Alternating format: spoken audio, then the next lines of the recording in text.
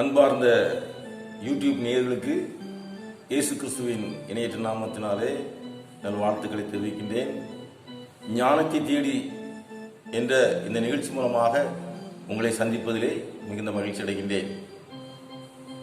இயேசு கிறிஸ்து இந்த உலகத்திலே மனிதனாக அவதரித்து வாழ்ந்தார். எல்லாவற்றையும் நாம் நன்கு அறிவோம். வேத புத்தகம் பிரதானமாக நமக்கு போதிப்பது ஞானம். ஞானத்தை வா என்று கூப்பிட்டு புத்தியை சத்தமிட்டு அலை என்று சொல்லி நீதிமொழியின் புத்தகத்திலே வாசிக்கின்றோம். அதன் அடிப்படையிலே ஒவ்வொரு வாரமும் நாம் ஞானத்தை தேடி இறைவனுடைய வேதத்தை நாம் சிந்தித்து பார்க்க அழைக்கப்படுகின்றோம். இந்த நாளிலும் இந்த நிகழ்ச்சியை நிச்சயமாக நமக்கு பயனுள்ளதாக இருக்கும் என்று சொல்லி நான் நம்புகிறேன். வாங்க நிகழ்ச்சிக்கு போவோம்.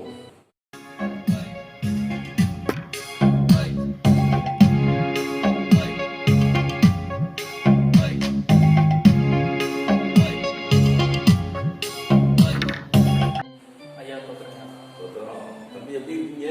ஐயா நல்லா இருக்கும். குடும்ப வாழ்க்கையில் எப்படி போயிட்டு இருக்கு? நல்லா போயிட்டு இருக்கியா? நீங்க சொல்றீங்க, ஏன்னா மனசுல பிரச்சனை இருக்கிற மாதிரி எனக்கு தோணுகிறதே.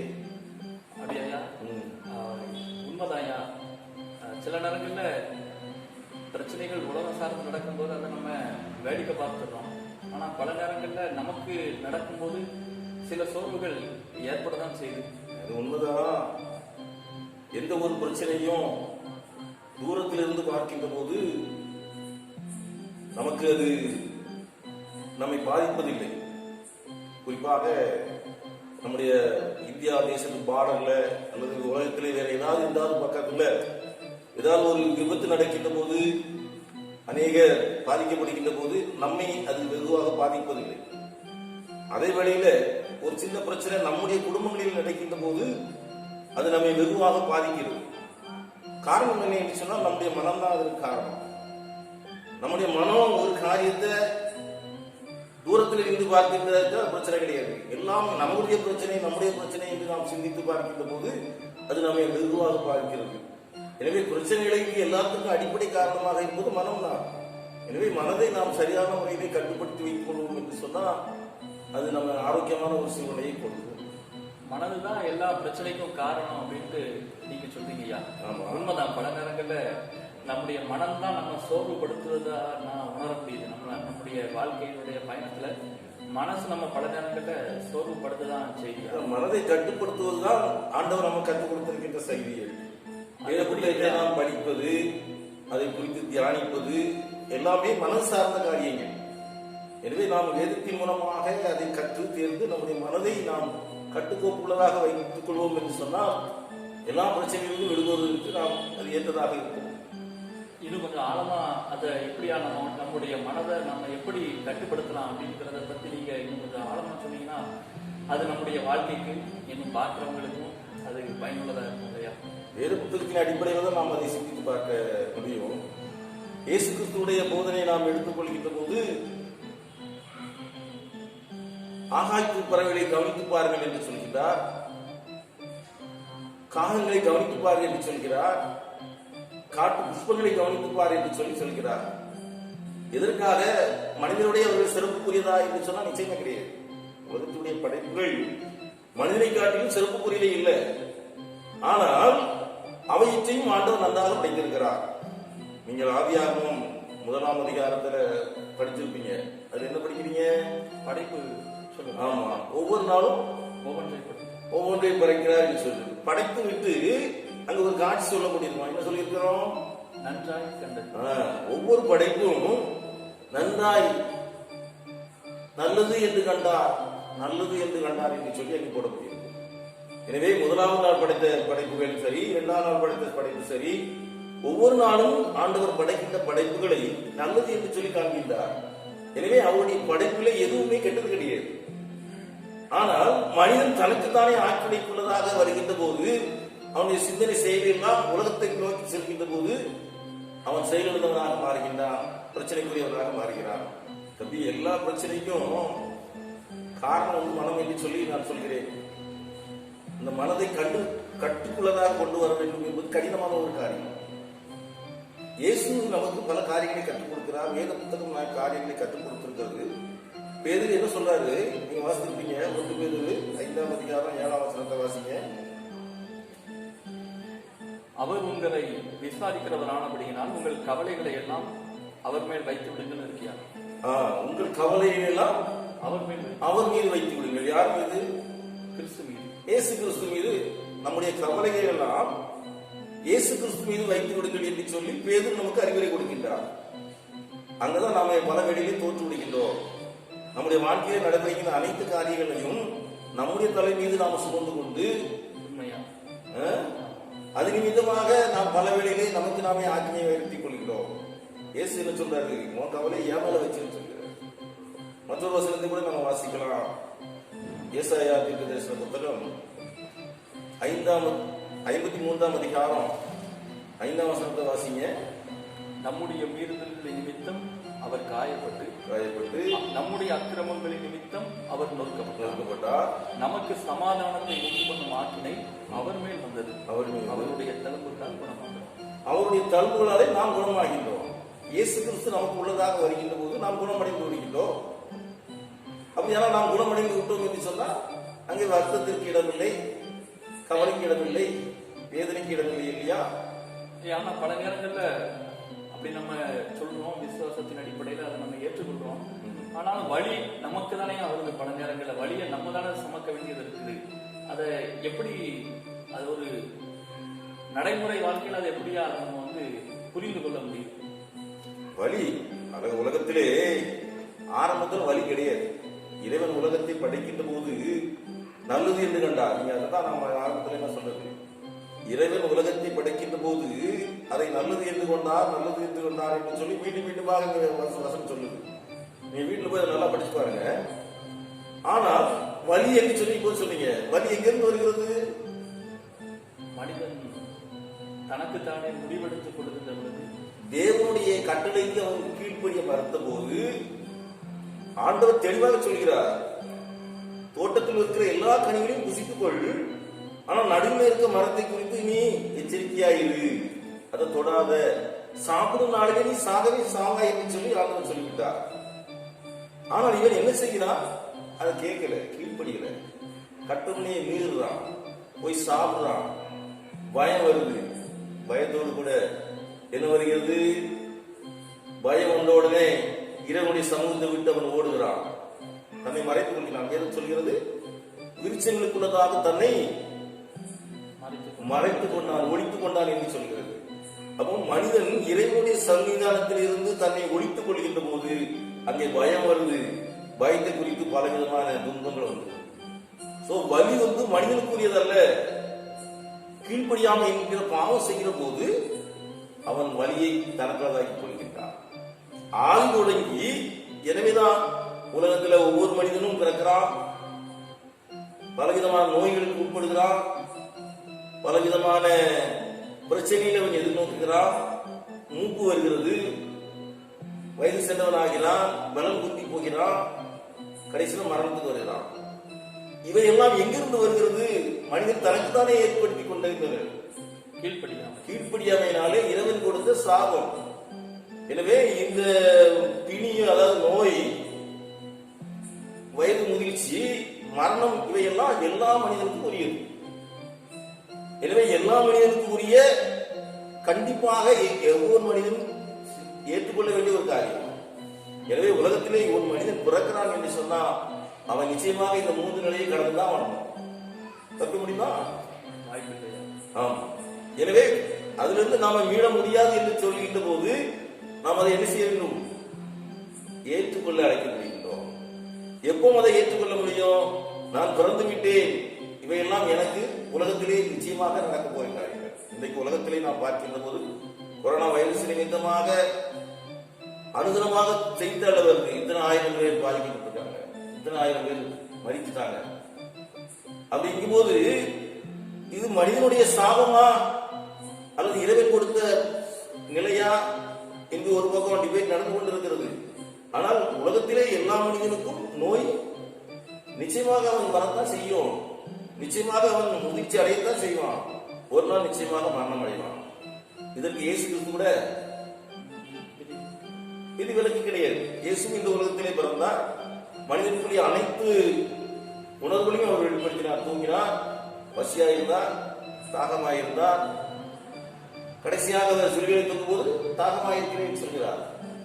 கடைசியில் அவர் மரித்து போகிறார். எனவே இயேசு கிறிஸ்து உட்பட உலகத்திலே மனிதனாக பிறந்த அனைவரும் இந்த நிலையை கடந்துதான் வரணும். புரியும் இல்லையா? அதாவது வலி, நோய், துன்பம் இவைகள் எல்லாம் நமக்கு இருந்தா கூட அவர் நம்ம விசாரிக்கிறார். அவர் தம்முடைய காயங்களினால் நம்மை குணமாக்குகிறார் போன்ற அந்த நிலையில நாம் அதை புரிந்து கொள்வதற்கான நிலையை நீங்க தெளிவுபடுத்துறீங்க. அதான் இயேசு நமக்கு உள்ளதாக வந்தாத்தான் இது மாற்றம். அதை நன்றாக தெரிந்து கொள்ள வேண்டும். இயேசு கிறிஸ்துவை விடுத்து நாம் மற்ற காரியங்களை சிந்திக்க முடியாது. எனவே பவுல் சொல்றாரு, என்ன சொல்றாரு? அவர் தன்னுடைய அனுபவத்தை சொல்றது எல்லா நிலையும் மனரபியமாக. ஏன் அவருக்கு இழப்பு இல்லையா? அவருக்கு அடி இல்லையா? வலி இல்லையா?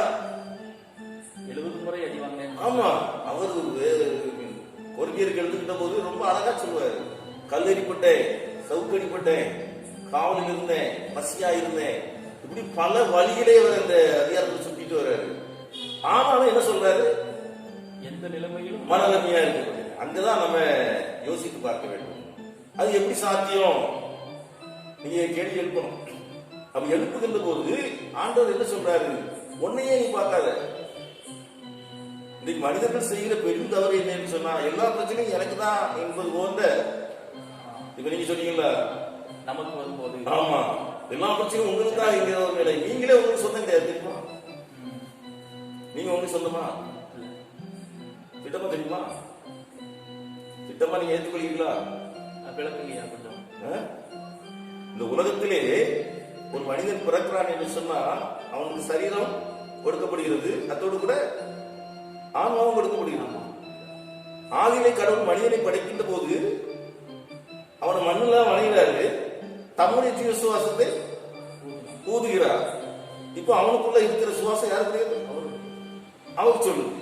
அவருடைய வழித்தோட்டலாக இருக்கிற நாம, உங்களுக்குள்ளதாக ஒரு உயிர் இருக்கு, யாருக்கு சொந்தம்? அவருக்கு சொந்தம். பிரசிங்கில சொல்லி வேதத்துல நாம் வாசித்து பார்க்கின்ற போது, ஆவி தண்ணி தந்த தேவனிடத்தில் செல்லும் அப்படின்னா, உங்களுடைய ஆவி உங்களுக்கு சொந்தம் கிடையாது. ஆனா நம்ம என்ன செஞ்சுட்டு இருக்கோம்? இது என்னுடையது, இது என்னுடையது, இது என்னுடைய மனைவி, இது என்னுடைய பிள்ளை, இது எனக்கு சொந்தம், என்னுடைய தோட்டம், என்னுடைய கோயில். இப்படியாக நமக்கு சொந்தம் இல்லாததை எல்லாம் நமக்கு சொந்தமாக நாங்கள் செய்யறோம், எண்ணுகிறோம். அப்ப அடுத்தவருக்கு சொந்தமான இதை நமக்கு சொல்லி எண்ணுகின்ற போது வலியாக வந்தது, நமக்கு தானாவே வந்துடும். அப்போ இந்த உலகத்திலே ஆண்டவர் என்னை இத்தனை ஆண்டுகள் வைக்க வேண்டும் என்று சித்தம் கொண்டிருக்கிறார். என்ன காரணத்திற்காக என்னை விதமாக அனுமதித்திருக்கிறார். ஆண்டவர் சித்தத்தின்படி நான் செயலாற்றுகிறேன். இப்படி எல்லா காரியத்தையும் இறைவனுடைய சித்தத்துக்கு என்று சொல்லி நாம் ஒப்புக் கொடுத்துருவோம் என்று சொன்னா வலி எங்க போயிடும்? ஆமா, அவர் என்ன சொல்றாரு? நான் உன்னுடைய காரிய வேதனைகளை, உன்னுடைய வலிகளை நான் ஏற்றுக்கொள்கிறேன் என்று சொல்கிறார். அப்படி ஒரு ஆள் இருக்கின்ற போது நாம் இதற்காக பயப்பட வேண்டும்? பல நேரங்கள்ல பிரச்சனை எனக்கு மட்டும்தான் வந்திருக்கு, நம்மளை காயப்படுத்திக்கிறோம். என்னையே நான் காயப்படுத்திக்கிடக்கூடிய சூழல் வரும்போது நம்பிக்கையை நான் இழந்துடுறேன், கிறிஸ்து மீது நம்பிக்கையை இழந்துடுறேன். இது சொல்லிக்கும் போது ஒரு சில கதை கூட சொல்லலாம். ஒரு சமயம் ஒரு மாட்டு வண்டியில ஒரு நபர் போய் கொண்டு இருக்கிறார். அங்கே வழியில ஒரு பாட்டியம்மா என்ன செஞ்சுட்டு இருக்கிறாங்க? தலையில பாரத்தை வைத்துக் கொண்டு நடந்து கொண்டு இருக்கிறார்கள். அந்த மாட்டு வண்டி ஓட்டுகிறவன் அந்த பாட்டிட்ட கேட்கிறான், பாட்டியம்மா நீங்க என்ன செய்யுங்க, இந்த வெயில ரொம்ப கஷ்டப்பட்டு கொண்டு இருக்கிறீங்க, நீங்க என்ன செய்யுங்க, மாட்டு வண்டியில ஏறி உட்கார்ந்து கொள்ளுங்கன்னு சொல்லி அவன் சொல்கிறான். இந்த பாட்டியம்மாவும் மாட்டு வண்டியில ஏறி உட்கார்ந்து கொண்டார்கள். வண்டி போய் கொண்டு இருக்கிறது. கொஞ்ச நேரம் போன உடனே இந்த மாட்டு வண்டி ஓட்டி கொண்டு இருந்தவன் திரும்பி பார்க்கிறான். பாட்டியம்மா மாட்டு வண்டியில உட்கார்ந்தவர்கள் தலையிலே மீண்டுமாக பாரத்தை சுமந்து கொண்ட நிலையிலே உட்கார்ந்து கொண்டிருக்கிறார். அப்ப அவன் கேட்கிறான், பாட்டியம்மா நீங்க கஷ்டப்படக்கூடாதுங்கிறக்காக நான் உங்க வண்டியிலே ஏற்றினேன், நீங்கள் தொடர்ந்து நீங்கள் சென்று கொண்டு இருக்கிறீர்களே என்று சொல்லி அவன் கேட்கின்றார். இது ஒருவேளை கதையாக நீங்கள் அதை சிந்தித்தாலும் இன்றைக்கு உலகத்தில் நாம் அதான் இருக்கிறோம். ஆண்டவர் நமக்கு தெளிவாக கற்றுக் கொடுத்து விட்டா, உங்களுடைய கவலைகளை அவர் மீது வைத்து விடுங்கள் என்று சொல்லி நாம தொடர்ந்து நினைந்து கொண்டிருக்கிறோம். வேதத்தை படிக்கின்றோம், ஜெபிக்கின்றோம், தியானம் செய்கின்றோம். அந்த கவலையை நினைக்கின்றோம். நம்ம தலைக்கு நமக்கு வைத்துக் கொள்கிறோம். அங்கதான் நம்ம தவறு செய்கிறோம். சுமை தாங்கி கல் அப்படின்னு ஒண்ணு நம்ம முற்காலத்துல பெரியவர்கள் எல்லாம் பயன்படுத்தினாங்கிறத பார்க்க முடியுது இல்லையா? அதாவது பாரத்தோட நடந்து வருவாங்க, வாகன வசதி இல்லாத காலகட்டத்துல. அப்போ அவங்க ஓய்வு எடுக்கிறதுக்காக ஆங்காங்க சுமை தாங்கி கற்களை முன்னோர்கள் ஏற்படுத்தி வச்சிருந்தாங்க. முதுகுல இருந்த பாரங்களை இறக்கி வைத்துவிட்டு அங்க ஓய்வு எடுத்துட்டு போற மாதிரி. அப்படி நாம வந்து அந்த மாதிரியான வழக்கத்துக்கு நேரா நம்ம வந்துட்டோம்னா, நம்ம துன்பத்தை எல்லாத்தையும் நமக்குள்ளே போட்டு புழுங்கிட்டு இருக்காம அவர்கிட்ட சொல்லிட்டோம்னா, இல்ல இது நம்முடைய அனுதினமாக நம்ம கோயிலுக்கு வருகிறோம் இல்லையா? நீங்க ஆலயத்துக்குள்ளதாக வரும்போது என்ன செய்வீங்க? பாரத்தோட வருவோம். இல்ல பாரத்தோட வருவீங்க, அது அதை காட்டிலும் செருப்பு போட்டு வருவீங்க இல்லையா? ஆலயத்துக்குள்ளதாக வரும்போது செருப்பை கழட்டி வருவீங்க, மீண்டும் போகும்போது திருப்பி அந்த செருப்போட தான் நம்ம செருப்போட திரும்ப போயிருவீங்க. அதே போன்றுதான் இன்றைய உலகத்துல வாழ்ந்து கொண்டிருக்கின்ற இறைமக்கள் பல பாரத்தோடு கூட வருகின்றோம். இறைவனுடைய பாதத்திலே பிரச்சனைகளை வைக்கிறோம், போகும்போது செருப்பு போட்டு போற மாதிரி பார்த்து கொண்டு போயிருக்கோம். எப்படி அந்த பாட்டியம்மா தொடர்ந்து பாரத்தை கையில் வச்சிருந்தாங்க. எனவே நம்முடைய கவலைகளை அண்ணால பார்த்தீங்களா? அண்ணா தெரியுங்களா? ஆமா, சாமுவேலுக்கு யாரு? தாயா தன்னுடைய வாரத்தை சரீரத்தில் வச்சுட்டு அப்படி சந்தோஷமா திரும்பி போனாங்க. அதற்கு பேர் அவர்கள் துக்கமுகமா இருக்கவில்லை. இதுதான் முக்கியமான காரணம். எனவே நம்முடைய பாரத்தை நாம் இறைவனில் வைத்துவிட்டு இனி அவர் பார்த்துக் கொள்வார் என்கிற ஒரு மன நிறைவோடு கூட நாம் கடந்து சென்றோம். இறைவனுடைய பணியை நாம் செய்ய அழைக்கின்றோம். இன்னும் அதற்கு மேலாக ஒரு காரியத்தை சென்றோம் என்று சொன்னால் நாம் உலகத்தை பார்க்க வேண்டும். இறைவனுடைய படைப்புகளை நாம் சிந்தித்து பார்க்க வேண்டும். நம்மளுடைய பிரச்சனை, நம்முடைய குடும்பம், இதையே நாம் சிந்தித்துக் கொண்டிருப்போம் என்று சொன்னால் இறைவனுடைய மகத்துவத்தை நாம் அறிந்து கொள்ள முடியும். உலகம் மிகப்பெரியது. நீங்க இங்க இருந்து செப்தியாபுரத்துல இருந்து இப்போ ஏரல் போறீங்க வச்சுக்கொள்ளுங்க. எப்படி போவீங்க? பைக்ல போறீங்க வைங்க. நீங்க எப்படி போவீங்க? உங்களுடைய செயல்பாடுகள் எவ்விதமாக இருக்கும்? எதை பார்ப்பீங்க? சுற்றி இருக்கக்கூடிய இயற்கையை. ஆனா பலர் வந்து இங்க இருந்து அங்க போகும்போது வரைக்கும் தங்களுடைய பிரச்சனையே செஞ்சுட்டு போவாங்க. அதை விடுத்து இறைவனுடைய படைப்புகளை பார்க்கலாம். இப்ப நீங்க எல்லாம் பாத்தீங்கன்னா 2 பக்கம் குளம், அற்புதமாக தண்ணீர் கிடக்குது. சைட்ல நல்ல பெரிய பெரிய மரங்கள், அங்கங்க கொக்கு, காகங்கள் மற்றும் பறவைகள் எல்லாம் அப்படி உட்கார்ந்துட்டு போகுது. பார்ப்பதற்கு மனதுக்கு மிகவும் ரம்யமா இருக்கும். அந்த காட்சிகளை நீங்க பார்த்து கொண்டே இருக்கலாம். இறைவனுடைய படைப்புகளை நாம் பார்க்கின்ற போது நம்மை அறியாமலே நம்முடைய மனமானது இளைஞரும் அந்த நம்முடைய பிரச்சனைகளை எல்லாம் அங்க வச்சிட்ட மாதிரி ஒரு புது தெம்பு நமக்கு கிடைக்கும். ஆண்டவர் இயேசு கிறிஸ்துவும் சொல்றாருல்ல, அதெல்லாம் கவனிச்சு பாருங்க. ஆமா, எப்படி போஷிக்கிறேன் அப்படிங்கறத நீங்க கவனிச்சு பாருங்க. ஆமா, பைபிள படிக்கிறோம், அதை நம்ம என்ன செய்யறது இல்லை, பின்பற்றுவது இல்லை, அதை நம்முடைய வாழ்க்கைக்கு சொந்தமாக்கி கொள்வது. எனவே அதை பார்க்கும் போதே சில நேரங்கள்ல சாதாரணமான கொக்குக்கு எவ்வளவு அழகா ஆண்டவர் போஷித்து கொடுக்கிறாரு.